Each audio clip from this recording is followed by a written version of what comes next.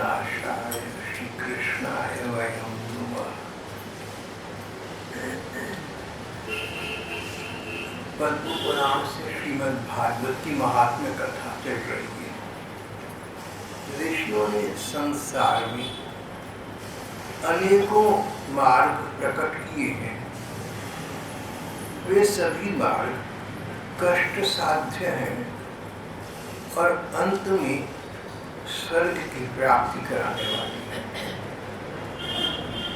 बहुत से महापुरुष देश दुनिया में हुए, संत जन हुए, ऋषि महर्षि हुए, त्याग किया, वैराग्यमय जीवन यापन किया, साधना की, तत्व प्राप्ति के लिए प्रयत्न किए, बहुत कुछ किया और फिर अपने अनुभव से उन्होंने जिस मार्ग से शांति प्राप्त की, जिस मार्ग से भगवान की प्राप्ति की, वो मार्ग जन सामान्य को बताए, जन साधारण को बताए, जिससे आत्म कल्याण हुआ, उसी से लोक मंगल होगा, ऐसा सोचकर बताए। परंतु वे सभी मार्ग कष्ट साध्य हैं। वे सब मार्ग, उन पर चलना आसान काम नहीं है। योग की क्रियाएं करना, वनों में पर्वतों में जाकर तप तपस्या करना, वायु और पत्ते खाकर रहना, तीर्थ यात्राएं करना, प्राणायाम आदि का साधन करना, निधिध्यासन करना, साधन तो अनेक हैं और सुंदर हैं, पर सरल नहीं है।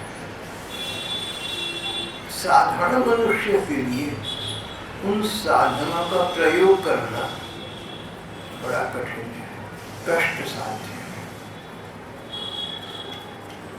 और जैसे तैसे करके अनेक प्रकार के साधनों का व्यक्ति आश्रय ले भी ले, बहुत कुछ साधन तत्व प्राप्ति के कर ली, भगवत प्राप्ति के कर ली, अधिकतम का अंत स्वर्ग की प्राप्ति में हो जाता है। अधिकतम साधन और साधना मार्ग पुण्य कर्म है। पुण्य कर्मों का अर्थ, पुण्य कर्मों का फल स्वर्ग के सुख की प्राप्ति है। तो कष्ट साध्य मार्गों पर चलकर देखा और अंत में मानव देह के स्थान पर देव देह स्थान प्राप्त हो गई, देव योनि प्राप्त हो गई, स्वर्ग में स्थान मिल गया। स्वर्ग में सुख भोग है, बहुत कुछ है, लेकिन जब पुण्य कर्म समाप्त हो गए, उनका फल समाप्त हो गया, तो जिन कर्मों के फल से स्वर्ग में स्थान मिला था, वो कर्मों का फल समाप्त हो गया, तो स्वर्ग में अब स्थान न रहा, दोबारा संसार में वापिस आना पड़ा।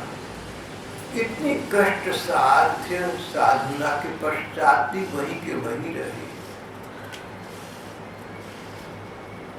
ऋषियों ने अनेकों मार्ग प्रकट किए हैं।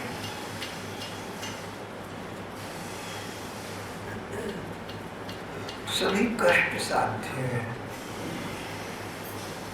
श्रम साध्याश्चते सर्वे प्रायः स्वर्ग फल प्रदा। लगभग सभी ऐसे हैं जिनसे स्वर्ग सुख की प्राप्ति तो हो जाती है, पर अनंत सुख की प्राप्ति नहीं होती, अक्षय सुख की प्राप्ति नहीं होती। संसार में आवागमन के कुचक्र से प्राण पाना संभव नहीं होता।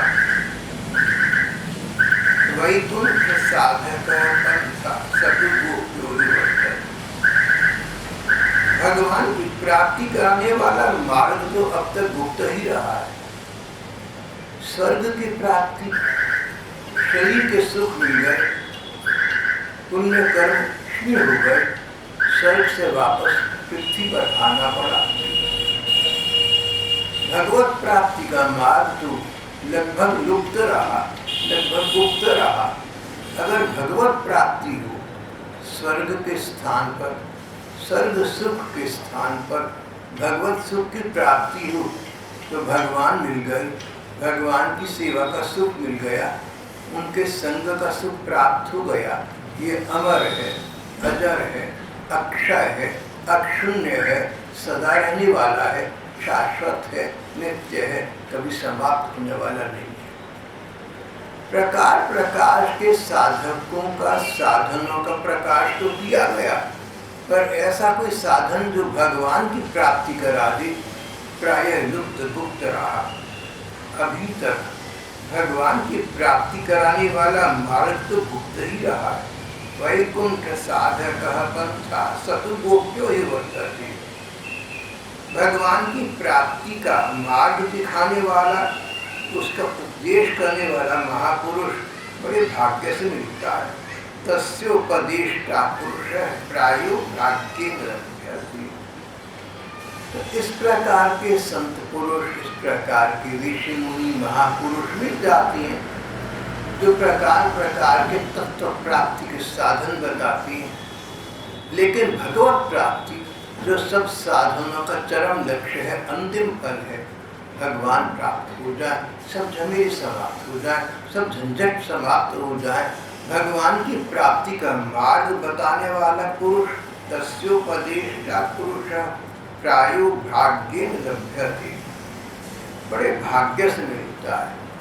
पिछले जन्म जन्मांतरों में, पिछले अनेक जन्मों में हमने जो पुण्य कर्म किए, सदाचार में जीवन यापन किया, बहुत कुछ किया, अच्छे से अच्छे कर्म किए।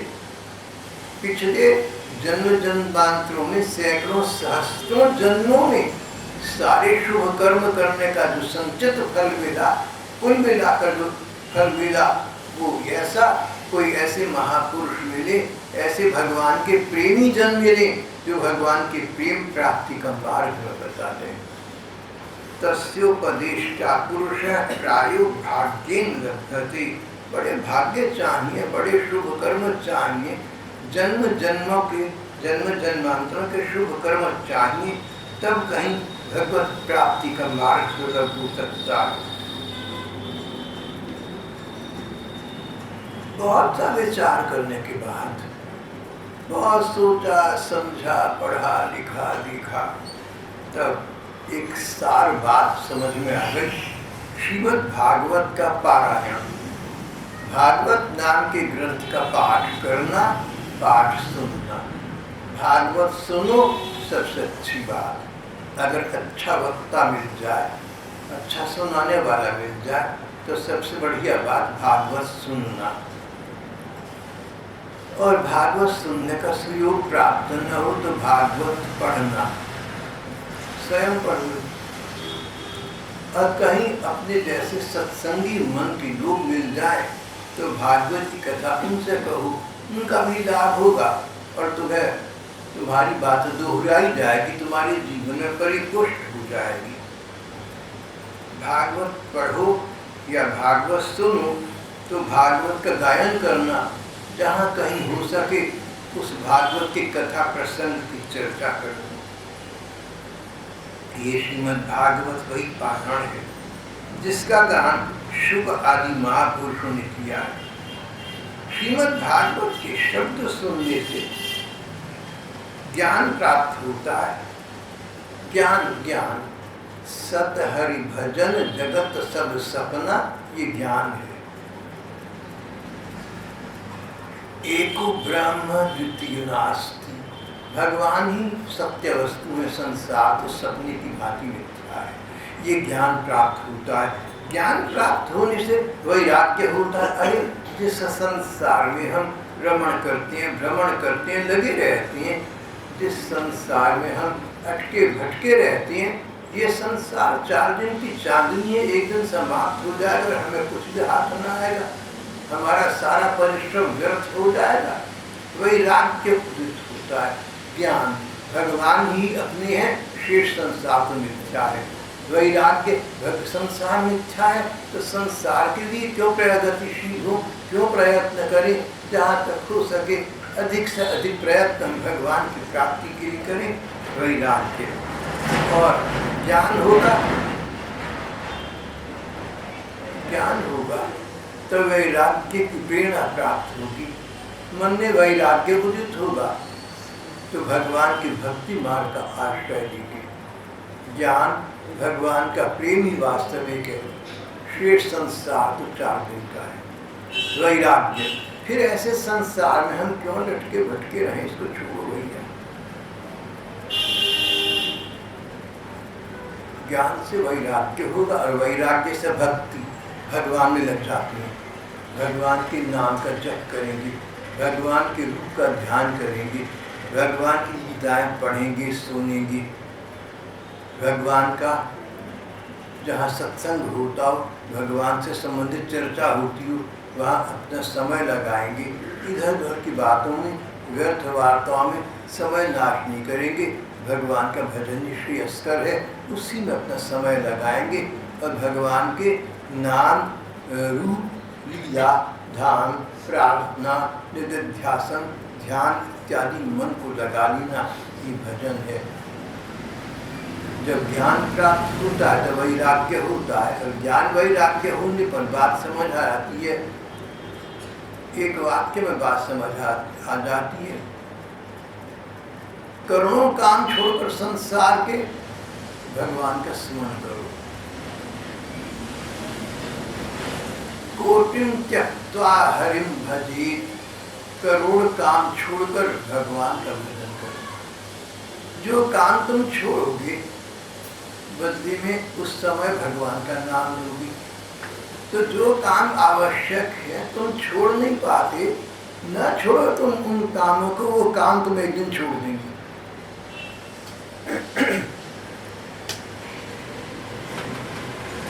लेकिन उस समय अगर समय भगवान के स्मरण में लगाया तो भगवान नहीं छोड़ेंगे।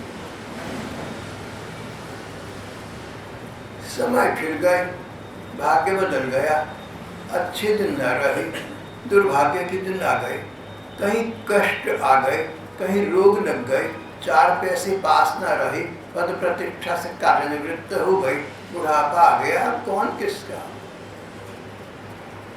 आसपास के संगी साथी सब गए, कोई न निभ्यो साथ।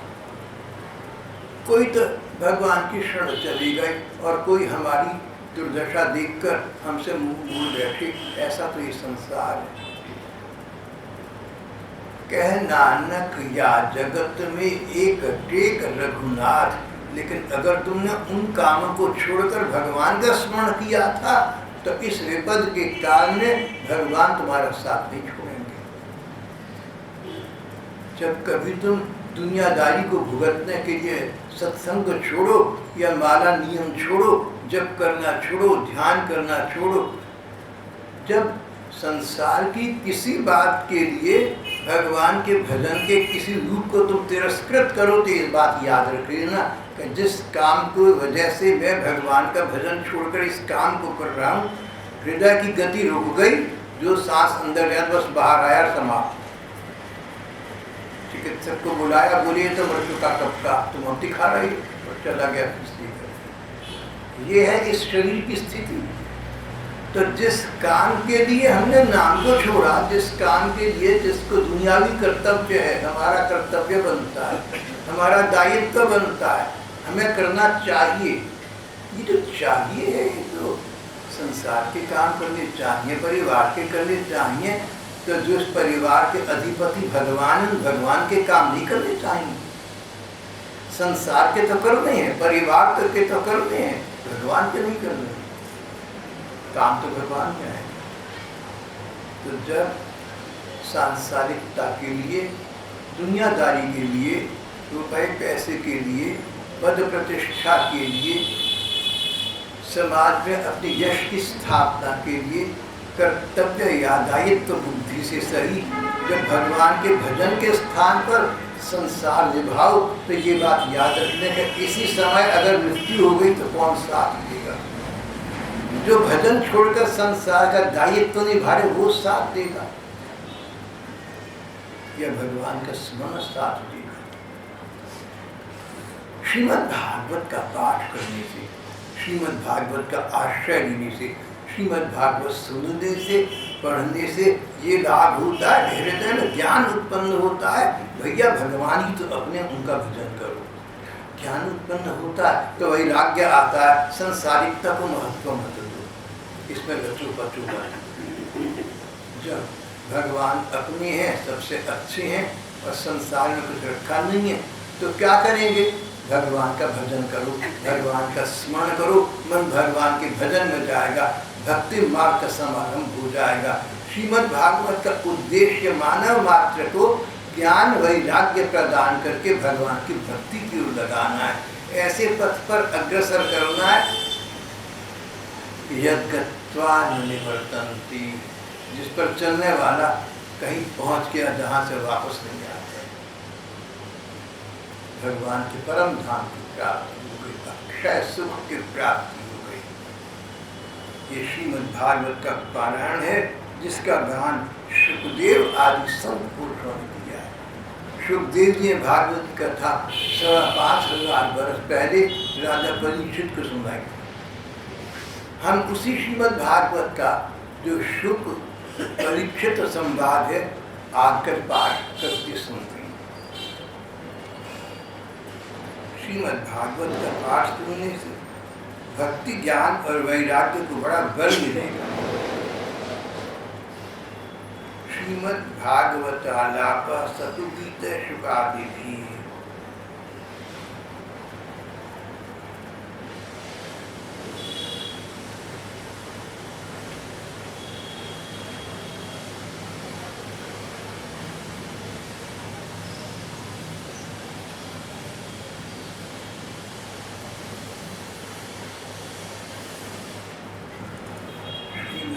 की कथा सब ग्रंथों के सार से मिलती है। जिस प्रकार कितना भी बड़ा रुई का पहाड़ क्यों न हो, एक चिंगारी से सारी रुई का पहाड़ जलकर खाक हो जाता है। उसी प्रकार पूर्व कर्म कितने भी अच्छे बुरे क्यों ना हो, कोई पाप हो, कुकर्म हो, जो भी हो, अगर भगवान के नाम का आश्रय लिया जाए, श्रीमद् भागवत का आश्रय लिया जाए, तो पूर्व कर्म जलकर राख हो जाते हैं।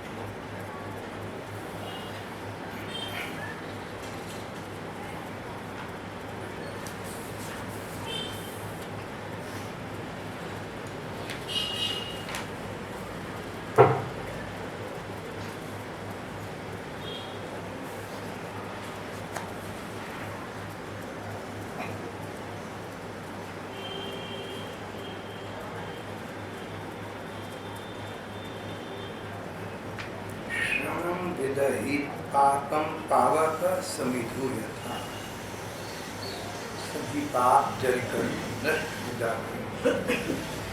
विद्वान व्यक्तियों ने देवताओं तक की सभा में निश्चय दिया, निर्णय किया कि जो लोग भारतवर्ष में जन्म लेकर जहाँ पर भागवत की कथा हुई है और भागवत की कथा आज भी उपलब्ध है, भारत जैसे देश में जन्म लेकर जहाँ भागवत जैसा ग्रंथ है, जो लोग भागवत कथा नहीं सुनते उनका जन्म वृथा है।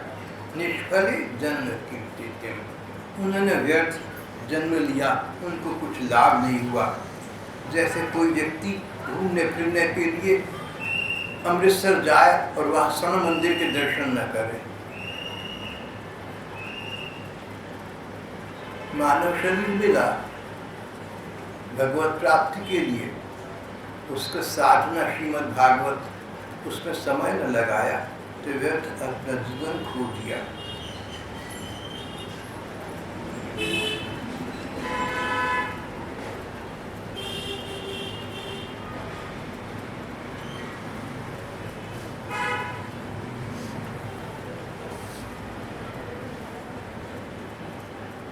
श्रीमद् भागवत में जो कुछ सुनो, स्थिर चित्त से श्रवण करना, उसका मनन करना, ध्यान देना, तब तुम्हें तुरंत और वास्तविक लाभ होगा।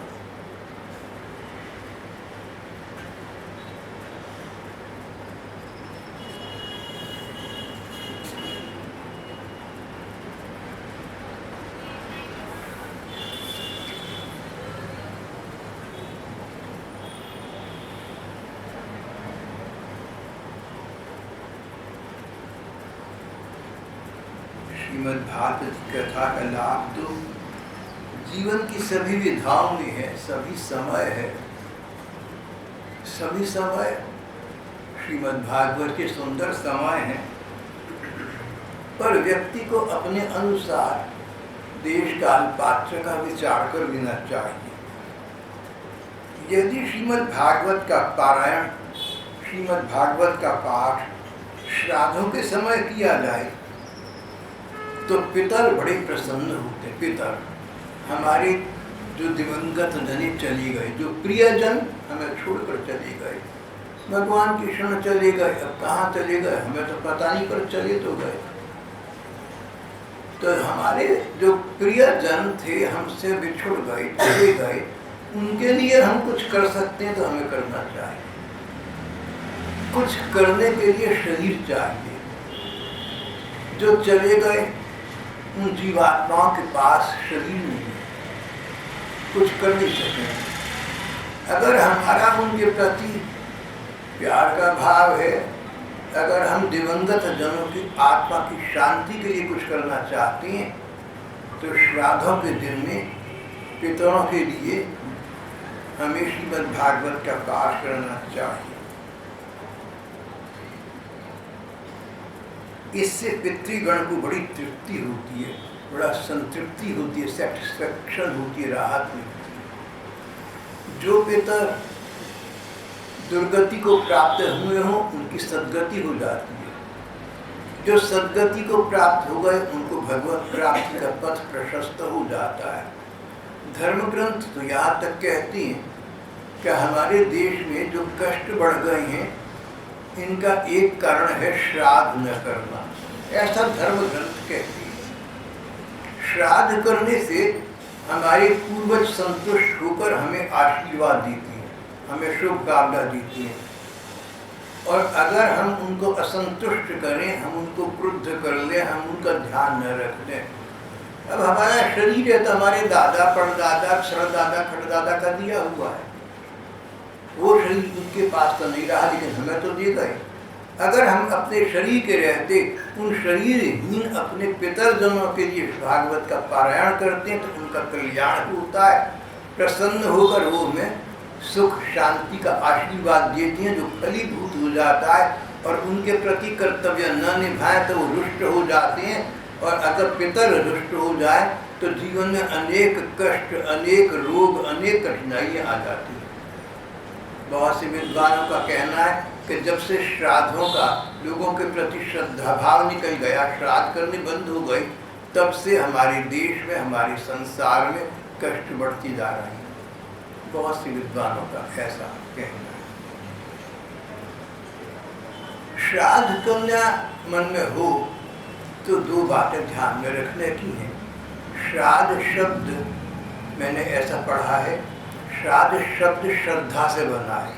वैसे तो श्राद्ध के बड़े बड़े विधान हैं, पर इस युग में, इस जीवन में, इस समय यदि न हो सके तो पितृकाल में भगवान का स्मरण करना, भगवान का भजन करना, भगवान के नाम का जप करना सर्वोत्तम श्राद्ध का रूप है।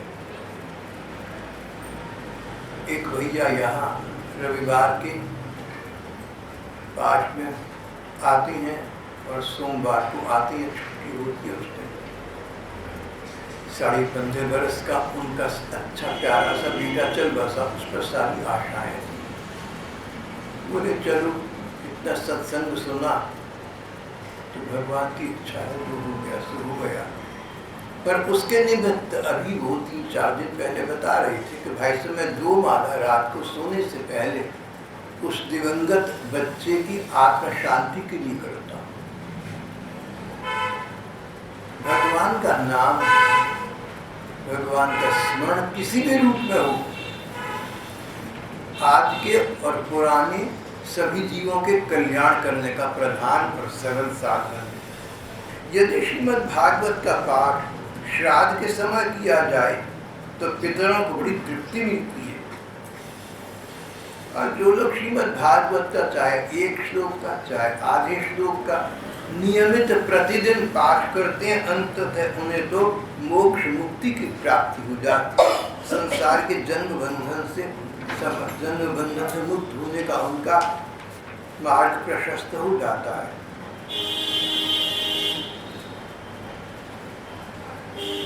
जो व्यक्ति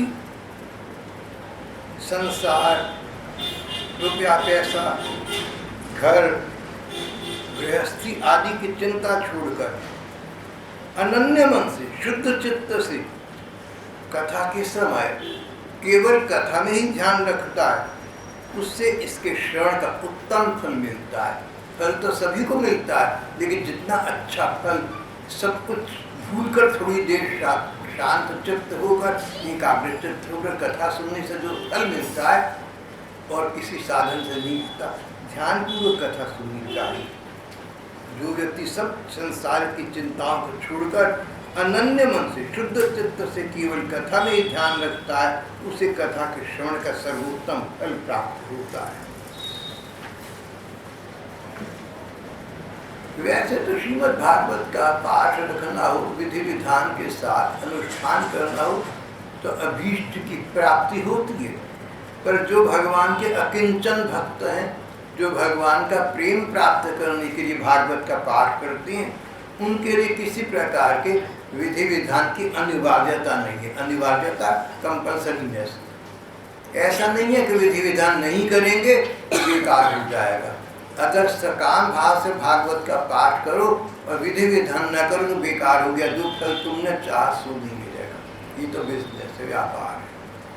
लेकिन अगर भगवान को प्रसन्न करने के लिए, भगवान की प्राप्ति के लिए हम श्रीमद् भागवत का पाठ या पारायण रखते हैं, तो विधि विधान जितना हो सके उतना कर दें, न हो सके न करें।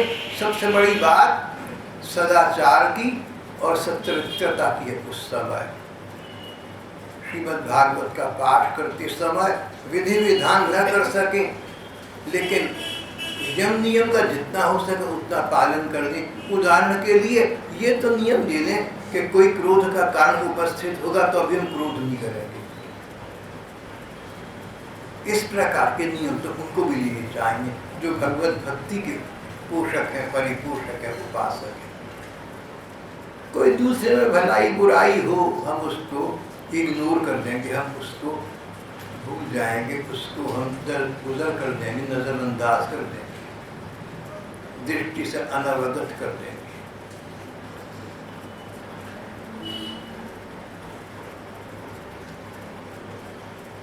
घर में घर के लोग हैं, घर के लोग हैं सब प्रकार के स्वभाव के हैं। कोई मूर्ख है, कोई नासमझ है, कोई बातूनी है, कोई कलह प्रिय है। उनके साथ अड़ना नहीं, मतलब से मतलब रखना, मन भगवान में लगाना, पर उन लोगों को दुख न देना, न तो मुंह से दुख देना, न वचन से, न व्यवहार से और न मन से। घर में छोटी मोटी 10 बातें होती हैं, उनको भूल जाओ, हो गया सो हो गया, कोई बात नहीं। जैसे छोटे छोटे बच्चे लड़ते हैं, थोड़ी देर बाद फिर खेलने लगते हैं। छोटे बच्चों का ही स्वभाव हम लोगों के लिए जो बड़े कहलाते हैं उनके लिए आदर्श उदाहरण। छोटे छोटे बच्चे अभी अभी लड़ रहे हैं पूरी तरह से, और 2 मिनट बाद वही बच्चे खेलने लग गए। तो जहाँ तक हो सके संसार में इधर उधर की बातें हो जाए जो आपके मन के प्रतिकूल हो, उनको नजरअंदाज कर देना, उनकी उपेक्षा कर देना, उनको मन में स्थान न देना। किसने क्या करा तुम सोच के अपना समय नाश न करना।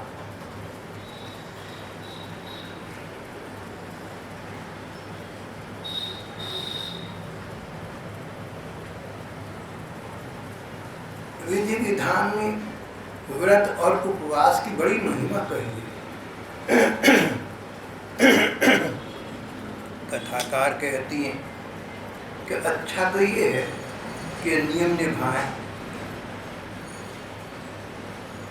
निराहार रहें, घी या दूध पीकर सुखपूर्वक श्रवण करें, फलाहार करें या एक समय भोजन करें, जिससे जैसा नियम सुविधे से निभ सके उसी को कथा श्रवण के लिए ग्रहण करना चाहिए।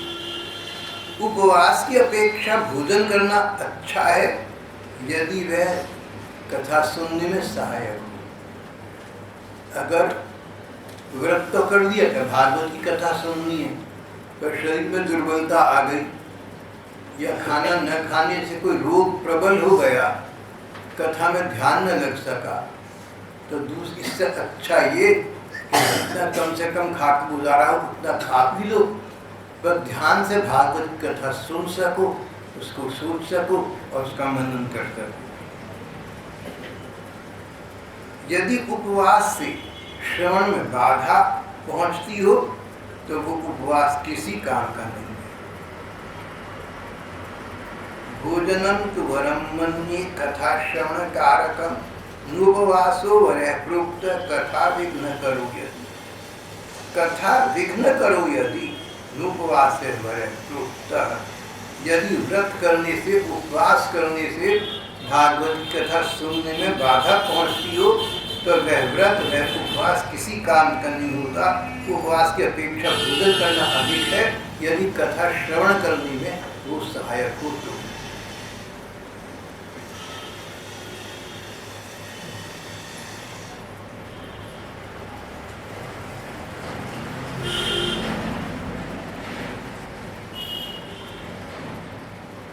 भगवान के निष्काम भक्त, भगवान के प्रेमी भक्त तो सच बात ये है कथा के श्रवण से पवित्र हो जाते हैं, क्योंकि भगवान के प्रति उनके मन में प्रेम की कामना है, उसकी परिपूर्ति भगवान करती हैं।